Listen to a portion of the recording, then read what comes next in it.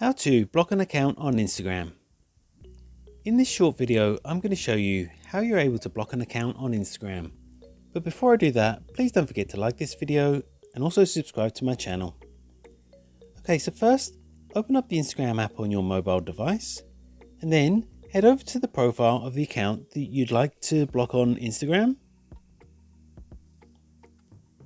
Once you're in the account, tap on the three dots in the top right hand corner of that account. Next, tap on block. And then you have two options. So you can either block this account and any other account that they may have or create, or you can just block this account. And once you've done this, you tap on the block button and then they won't be able to message you or find your profile, post or story on Instagram. And they also won't be notified that you've blocked them.